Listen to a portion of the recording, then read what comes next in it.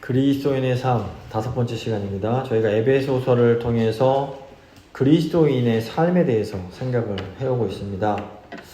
그리스도인의 삶은 한마디로 그리스도를 배우는 것이다, 이렇게 설명할 수 있는데, 그리스도를 배운다라는 것은 옛사람을 벗고 새 사람을 입는 것입니다. 또한 그리스도를 배우는 것은 성령의 열매를 맺는 겁니다. 사도 바울이 에베소서에서 성령 열매를 맺는 것을 여러 가지 방법으로 설명을 합니다. 우선 그리스도인은 진실해야 됩니다.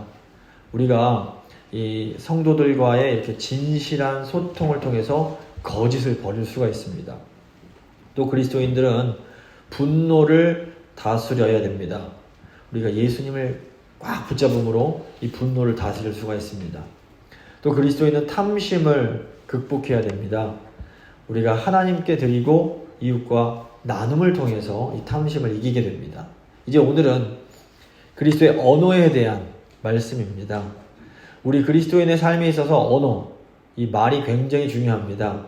사도 바울이 무릇 더러운 말은 입 밖에도 내지 말라, 이런 말을 합니다. 이것은 우리 말이 입 밖으로 나오기 전에 이미 우리 안에 존재하고 있음을 의미합니다. 20세기의 가장 위대한 철학자 중 한 명인 하이데거라는 철학자는 이 언어, 말에 대해서 이런 말을 합니다. 언어는 존재의 집이다. 그 언어의 집에 인간이 산다. 사색하는 자들과 단어를 가지고 창조하는 자가 이 집의 지킴이 들이다. 이 말은 인간의 삶에 있어서 우리가 얼마나 이 언어에 의존하고 있는지를 잘 보여줍니다. 인간이 다른 동물들과 다른 것을 보여주는 가장 중요한 특징 중 하나가 바로 이 언어입니다. 우리는 언어를 통해서 우리의 생각을 표현합니다. 그런데 잘 생각해 보시면 우리의 생각 자체가 이 언어를 통해서 이루어집니다. 그러니까 우리가 언어 안에서 언어를 통해서 생각을 하는 겁니다. 그러니까 인간에게 언어가 없으면 이 생각 자체를 할 수가 없는 겁니다. 이런 다른 동물들이 인간처럼 사고할 수 없는 것이 언어 때문입니다. 물론 다른 동물들도 어느 정도 의사소통이 가능합니다. 하지만 다른 동물들은 인간처럼 이 고차원적인 생각을 할 수 없습니다. 이것은 동물들에게 고차원적인 언어가 없기 때문입니다. 그래서 어떤 언어를 가지고 있는가, 이것이 우리의 존재를 결정합니다. 우리가 사용하는 언어가 우리가 누구인가를 결정하는 겁니다. 그리스도인들은 그리스도 안에서 새로운 존재입니다. 그러므로 그리스도인이 된다라는 것은 새로운 언어를 가지게 되는 겁니다. 어떤 의미에서 볼 때 옛사람을 버린다라는 것은 과거의 언어, 옛 언어, 이 세상의 언어를 버리는 겁니다. 그리고 새 사람을 입는다라는 것은 새 언어, 하늘의 언어를 가지게 되는 겁니다. 그래서 오늘은 이 그리스도인의 언어에 대해서 한번 말씀 통해서 생각해 보겠습니다. 세 부분으로 나눠서 살펴볼 텐데, 첫 번째 언어와 성령, 두 번째 더러운 말, 세 번째 선한 말입니다. 먼저 언어와 성령입니다. 이 성령은 우리의 언어와 불가분, 정말로 뗄 수 없는 아주 밀접한 관계를 가지고 있습니다. 30절 보시면 하나님의 성령을 근심하게 하지 말라. 그 안에서 너희가 구원의 날까지 인치심을 받았느니라. 그런데 이 30절 말씀은 더러운 말 하지 말고 선한 말을 사용하라는 29절과 연결되어 있는 그런 구절입니다. 이것은 우리가 사용하는 언어가 이 성령과 직접적인 관련이 있음을 의미합니다. 그리스도인은 성령이 그 안에 있는 사람입니다. 로마서 8장 9절 보시면 만일 너희 속에 하나님의 영이 거하시면 너희가 육신에 있지 아니하고 영에 있나니 누구든지 그리스도의 영이 없으면 그리스도의 사람이 아니라. 지금 사도 바울이 성령을 하나님의 영이라고 부르고 또 그리스도의 영이라고 부릅니다. 이것은 성령이 하나님이심을 의미합니다. 자, 우리가 성령님께서 우리 안에 거하시는 것을 어떻게 알 수 있을까요? 성령은 말 그대로 영이십니다. 영은 본질상 우리 감각으로 인식할 수가 없는 겁니다. 다시 말해서 영은 우리가 볼 수도 없고 우리가 들을 수도 없고 우리가 만질 수 없습니다. 그런데 우리가 어떻게 성령이 우리 안에 내주하고 계심을 알 수 있을까요? 우리는 언어를 통해서 성령의 내주를 확인할 수가 있는 겁니다. 성령은 우리의 언어를 변화시키십니다. 성령이 임하시면 우리 언어가 변화되는 겁니다. 사람들이 보통 성령 충만 그러면 감정의 변화를 생각합니다. 물론 우리가 성령으로 충만하면 기쁘고 행복한 감정이 생길 수 있습니다. 하지만 이런 감정들은 성령으로 충만한 것의 결과이지 성령 충만의 본질은 아닌 겁니다. 성령 충만의 본질은 언어의 변화입니다. 우리의 언어가 변한다라는 것은 곧 우리의 존재의 집이 변하는 것과 같습니다. 비유를 하자면 우리가 다른 집으로 이사가는 것 같습니다. 예전에는 햇빛도 들지 않고 어두컴컴하고 우울한 집에서 살았습니다. 이 어두운 집에서 살 때는 늘 우울하고 부정적인 생각, 부정적인 감정만 들게 되는 겁니다. 그런데 이제는 아침마다 따뜻한 햇빛이 들어오는 밝은 집에서 살게 됐습니다. 이제는 밝고 긍정적인 생각을 하고 긍정적인 느낌을 가질 수가 있는 겁니다. 언어는 우리 삶에 지대한 영향을 줍니다. 그래서 우리 언어가 달라지면 우리 마음도 달라지게 됩니다. 우리가 예수님 믿을 때에 성령께서 우리에게 지금 일을 쳐주신다 이렇게 말씀합니다. 에베소서 1장 13절 보시면 그 안에서 너희도 진리의 말씀 곧 너희의 구원의 복음을 듣고 그 안에서 또한 믿어 약속의 성령으로 인치심을 받았으니, 그래서 인치심을 받는다라는 것은 우리 신분의 변화가 일어나는 것을 의미합니다. 성령으로 인침받은 사람은 영적인 신분이 완전히 변화가 된 겁니다. 자, 이게 지금 다 이 집과도 연결이 됩니다. 예를 들어서 북한에서 미국으로 망명을 해서 시민권을 취득한 남자가 있습니다. 이제 이 사람은 완전한 미국 시민입니다. 이 사람이 실수로 배가 고파서 잘못을 저질러도, 범죄를 저질러도 이 사람이 다시 북한으로 송환되지 않습니다. 왜 그렇습니까? 신분이 완전히 변화됐기 때문입니다. 우리의 영적인 신분도 마찬가지입니다. 성령께서 임하심으로, 우리에게 인을 쳐주심으로 우리의 언어, 우리의 존재의 집을 완전히 바꿔버리신 겁니다. 고린도서 5장 17절 보시면 그런즉 누구든지 그리스도 안에 있으면 새로운 피조물이라 이전 것은 지나갔으니 보라 새 것이 되었도다. 이제 우리는 구원의 날까지 성령에 의해서 변화된 새로운 존재의 집에서, 새로운 언어 속에서 살아가게 되는 겁니다.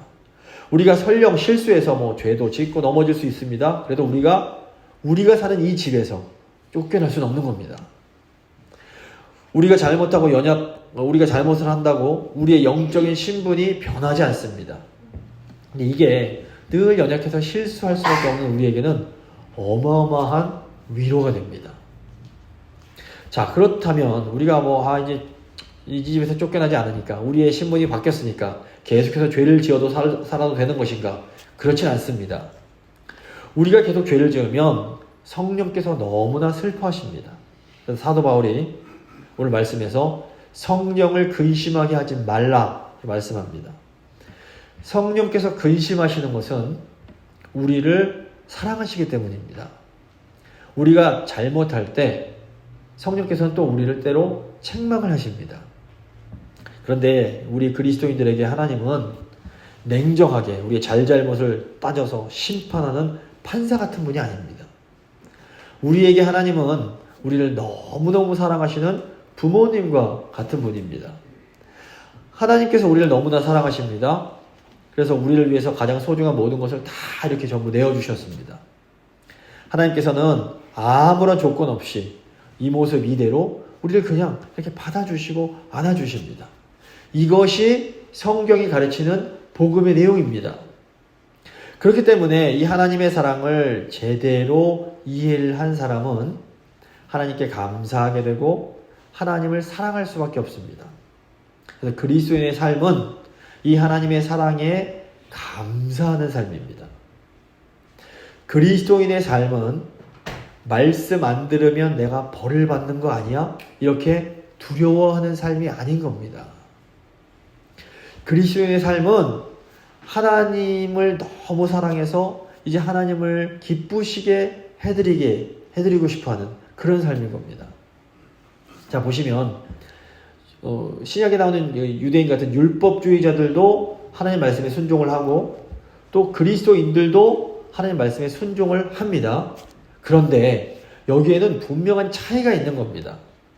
이 율법주의자들은 말씀대로 살지 못하면 벌 받을까, 심판받을까 두려워하면서 말씀에 복종을 합니다. 그런데 그리스도인들은 그렇지 않습니다. 그리스도인들은 하나님의 은혜와 사랑에 너무 감사해서 말씀에 순종을 하는 겁니다. 다시 말해서 이 율법주의자들은 두려움의 언어, 두려움의 집 속에서 살아갑니다. 하지만 그리스도인들은 감사의 언어, 감사의 집에서 살아가는 겁니다. 성령께서는 우리에게 오셔서 우리의 언어를 바꿔주셨습니다. 그러니까 우리가 그리스도 안에서 완전히 새로운 존재가 된 겁니다. 그리스도인은 성령 안에서 언어가 변화된 사람들입니다. 우리가 그리스도 안에서 이 새 언어를 소유한 사람들, 이 새 언어 속에서 살아가는 사람들이라는 것을 항상 기억하셔야 됩니다. 이제 두 번째, 더러운 말입니다. 그렇기 때문에 그리스도인들은 이제 더러운 말을 조심해야 됩니다. 29절 보시면 무릇 더러운 말은 너희 입 밖에도 내지 말고. 이 더러운 말이라는 게 도대체 뭘까요? 이 더럽다라는 것은 헬라어 사프로스라는 단어인데 썩은 또는 사용하기에 적절치 않은 이런 의미가 있습니다. 우리가 더럽다 이런 생각하면 더러운 말 하면 욕을 생각하기 쉽습니다. 그런데 이 욕이 언제나 나쁜 건 아닙니다. 사실 복음서를 보시면 예수님도 때로 거친 말을 사용하십니다. 예수님께서 이 위선자들에게 회칠한 무덤이라고 말씀하시고 악한 자들에게 독사의 자식이라고 말씀을 하십니다. 이 한글 성경이 점잖게 독사의 자식 번역했지만 사실은 뱀새끼란 말입니다. 예수님께서는 또 거짓된 유대인들을 향해서는 마귀 새끼라는 말까지 하셨습니다. 근데 예수님께서 또 한편 나는 온유하고 겸손하니 이런 말씀을 하십니다. 근데 착각하지 마셔야 되는 게 온유한 것과 약한 것은 다릅니다. 예수님께서 악한 자들을 상대할 때는 매우 강하게 말씀하십니다. 우리도 이 악한 자들을 대할 때는 강하고 거친 말도 할 수 있어야 되는 겁니다. 예를 들어서 어떤 남자가 칼을 들고 아이를 죽이려고 막 달려오고 있습니다. 이때 우리가 어떻게 반응해야 됩니까? 이 순간에 예의 바르게 어이구 선생님 절대 그렇게 하시면 안 됩니다. 이럴 수 있습니까? 그럴 수 없는 겁니다. 악한 자들과 싸울 때는 우리도 강하고 담대하게 말하며 강하게 싸워야 됩니다. 야고보서 4장 7절 보시면 마귀를 대적하라 그리하면 너희를 피하리라 이렇게 말씀합니다. 다윗이 골리앗과 싸울 때 웃으면서 부드럽게 말하지 않았습니다. 엘리야가 바알 선지자들과 대결할 때도 결코 부드럽지 않습니다. 그렇다면 우리가 조심해야 할 이 더러운 말이란 건 도대체 뭘까요? 더러운 말은 성령을 근심케 하는 말입니다. 그럼 무엇이 성령을 근심케 합니까? 불신앙의 언어가 성령을 근심케 합니다. 민수기 13장 보시면 모세가 이제 가데스 바네아라는 곳에서 저 약속의 땅으로 12명의 정탐꾼을 보냅니다. 가나안 땅 정탐을 마치고 돌아온 사람들이 이제 이스라엘 백성들에게 보고를 합니다. 여호수아와 갈렙은 잘 아시는 것처럼 믿음으로부터 긍정적인 보고를 합니다. 그런데 10명의 정탐꾼은 불신앙으로부터 부정적인 보고를 합니다.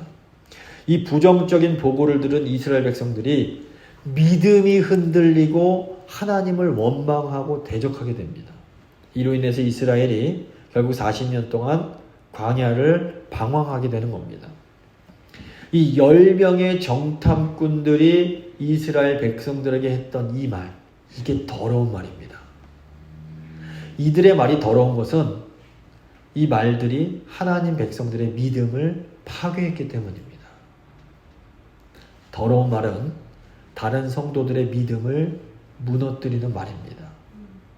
다른 신자들의 믿음이 흔들릴 때 성령께서 근심하십니다. 더러운 말은 또 하나님의 뜻을 행하지 못하게 만듭니다. 복음서 보시면 예수님께서 십자가 죽음과 부활에 대해서 제자들에게 말씀하실 때 베드로가 안 된다고 말리면서 예수님께 대듭니다. 마태복음 16장 21절 보시면 이때로부터 예수 그리스도께서 자기가 예루살렘에 올라가 장로들과 대제사장들과 서기관들에게 많은 고난을 받고 죽임을 당하고 제3일에 살아나야 할 것을 제자들에게 비로소 나타내시니 베드로가 예수를 붙들고 항변하여 이르되 주여 그리 마옵소서 이리 결코 죽게 미치지 아니하리이다. 아마도 베드로는 예수님을 위해서 이런 말을 했을 겁니다. 하지만 예수님이 보실 때에는 이 말은 더러운 말이었습니다. 마태복음 16장 23절 보시면 예수께서 돌이키시며 베드로에게 이르시되 사탄아 내 뒤로 물러가라. 너는 나를 넘어지게 하는 자로다. 네가 하나님의 일을 생각지 아니하고 도리어 사람의 일을 생각하는도다. 말씀하십니다. 이게 무슨 의미입니까? 예수님을 사랑하는 제자들도 더러운 말을 할 수 있습니다. 아무리 좋아 보여도 이 불신앙에서 나온 말은 더러운 말입니다. 아무리 그럴듯하게 들려도 인간적인 생각에서 나온 말은 더러운 말입니다. 그러니까 우리가 정말 무심코 내뱉은 말이 다른 성도의 믿음을 막 흔들 수가 있습니다. 나의 어떤 사소한 불평이 교회를 굉장히 힘들게 만들 수 있는 겁니다. 그러므로 우리가 말하기 전에 내 말이 과연 정말 믿음에서 나오는 것인지를 잘 생각할 필요가 있습니다. 그리고 내 말이 이게 불신앙에서 나오는 것 같다 그러면 입 밖으로 그걸 내보내지 말아야 됩니다. 덕이 되지 않는 말은 하지 않는 것이 좋습니다. 그런데 이제 어쩌다 보면 우리 집에서나 또는 교회에서나 가끔 이 불신앙의 말을 하는 분들이 계십니다. 우리가 이런 분들을 어떻게 대해야 될까요? 예수님처럼 사단아 물러가라? 이래야 될까요? 베드로 사도는 사랑으로 허물을 덮으라고 충고합니다. 베드로전서 4장 8절 보시면 무엇보다도 열심으로 서로 사랑할지니 사랑은 허다한 죄를 덮느니라. 우리 곁에 있는 가족들, 우리 곁에 있는 교인들은 우리가 사랑해줘야 될 사람들입니다. 그래서 우리가 불신앙의 말은 하지 말아야 하지만 설령 이 연약함 때문에 말실수를 하는 분들에게는 이런 분들은 사랑으로 이렇게 웃으면서 덮어줄 수 있어야 됩니다. 사랑으로 불을 자꾸 끄는 겁니다. 자, 이제 세 번째, 선한 언어, 선한 말입니다. 자, 이제 그리스도인들은 선한 말을 해야 됩니다. 29절 보시면 오직 덕을 세우는 데 소용되는 대로 선한 말을 하여 듣는 자들에게 은혜를 끼치게 하라. 자, 선한 말이 뭡니까? 선한 말은 다른 사람들을 세워주는 말입니다. 어떻게 우리가 말로, 우리의 언어로 다른 사람들을 세웁니까? 어떻게 하면 됩니까? 그 사람들에게 필요한 말을 해줘야 되는 겁니다. 이 공감과 위로가 필요한 사람이 있습니다. 이런 사람에게는 충고하면 안 됩니다. 예를 들어서 남편과 말다툼을 한 성도가 있습니다. 이런 분에게 아이고 남편이랑 싸우면 안 돼요. 이런 말 하는 거 선한 말이 아닌 겁니다. 그분도 남편과 싸우면 안 되는 거 누구보다 잘 알고 있습니다. 함부로 충고하면 안 됩니다. 이런 분들에게는 충고가 아닌 위로가 필요한 겁니다. 그냥 아이고 많이 힘드셨겠어요 하면서 공감해 주는 거. 이게 이제 선한 말이 됩니다. 또 다른 경우에 이제 형이 어린 동생을 후드려 팼습니다. 이 아이에게는 위로가 아니라 훈계가 필요합니다. 그럴 때 부모가 아이고 괜찮아 뭐 그럴 수도 있지 하면서 위로하는 것은 이건 해로운 말입니다. 요즘 주위에 보면 이런 부모들이 의외로 많습니다. 이런 경우에는 단호하게 너 이건 정말로 잘못한 거야. 절대로 그러면 안 돼 라고 따끔하게 훈계하는 것이 선한 말입니다. 필요한 것을 말해줘야 됩니다. 그래서 성경에도 따뜻한 위로의 말과 엄격한 훈계의 말이 다 들어있습니다. 잠언이 필요에 따라 합당한 말을 해주는 것이 얼마나 귀한 것인지를 강조합니다. 잠언 25장 11절 보시면 경우에 합당한 말은 아로새긴 은장반에 담긴 금성아니라. 너무 고귀하다는 겁니다. 근데 문제는 우리가 어떻게 이렇게 경우에 합당한 말, 필요에 따라 좋은 말을 할 수 있는가 하는 겁니다. 우리가 그 답을 성령 충만에서 찾게 됩니다. 사도행전 2장을 보시면 오순절 날에 성령이 강림하는 사건이 나옵니다. 사도행전 2장 4절 보시면 그들이 다 성령의 충만함을 받고 성령이 말하게 하심을 따라 다른 언어들로 말하기를 시작하니라. 자, 성령으로 충만해지면서 예수님 제자들이 다른 언어로 말하기 시작합니다. 지금 갈릴리 출신의 제자들이 성령을 받으니까 전혀 새로운 지역의 언어를 말할 수가 있게 된 겁니다. 사도행전 2장 7절 보시면 다 놀라 신기하게 여겨 이르되 보라 이 말하는 사람들이 다 갈릴리 사람이 아니냐. 우리 각 사람이 난 곳 방언으로 듣게 되는 것이 어찌 됨이냐. 우리가 다 우리의 각 언어로 하나님의 큰 일을 말함을 듣는도다. 지금 다른 지역에서 온 사람들이 제자들이 자기들의 언어로 하나님의 큰 일을 말해주는 것을 듣게 된 겁니다. 여기서 하나님의 큰 일은 하나님께서 예수 그리스도를 통해서 우리를 구원하신 그 일을 말합니다. 무슨 의미입니까? 성령으로 충만해진 예수님 제자들이 다른 언어를 가진 사람들에게 복음을 전할 수 있게 된 겁니다. 자, 이게 무슨 의미가 있는가 하면 성령님께서 갈릴리밖에 모르던 제자들의 그 언어의 한계를 뛰어넘게 하신 겁니다. 제자들이 자기들의 한계를 뛰어넘어서 다른 사람들에게 다가간 겁니다. 그러니까 성령 충만을 받으면 사람의 언어가 바뀌기 때문에 다른 사람의 생각까지 넓어지게 됩니다. 그래서 다른 사람들의 생각과 마음까지도 이해할 수 있게 되는 겁니다. 그러니까 성령으로 충만하면 부부가 서로의 마음을 이해할 수 있게 됩니다. 성령으로 충만하면 부모들이 자녀들의 마음을 이해할 수 있게 됩니다. 성령으로 충만하면 자녀들도 나이 드신 부모님의 마음을 이해하게 됩니다. 성령으로 충만하면 나와 생각이 다른 교인들의 마음을 이해할 수 있게 되는 겁니다. 이것이 성령 충만의 능력입니다. 성령으로 충만하면 다른 사람들을 이해해주고 그들의 언어로 말을 할 수 있게 되는 겁니다. 그래서 성령으로 충만할 때에 우리가 선한 말을 통해서 다른 사람들을 이렇게 세워줄 수가 있게 됩니다. 우리 모두 성령으로 충만해서 우리가 사랑하는 자녀들을 세우고 남편과 아내를 세우고 또 교인들을 다 세울 수 있게 되기를 바랍니다. 말씀을 마무리 짓도록 하겠습니다. 성령께서는 우리의 언어를 변화시켜 주십니다. 언어가 변화되면 우리의 모든 것이 변화됩니다. 그래서 우리가 이 불신의 말을 하지 않도록 조심해야 됩니다. 작은 불신앙의 말이 공동체 전체를 흔들 수가 있습니다. 그래서 우리는 다른 사람들을 세워주는 그런 선한 말을 해야 됩니다. 성령으로 충만할 때에 우리가 다른 사람들을 세워주는 그런 언어를 할 수 있게 됩니다. 성령으로 충만하여서 사랑하는 사람들을 세우는 우리 모두가 될 수 있기를 간절히 소망합니다.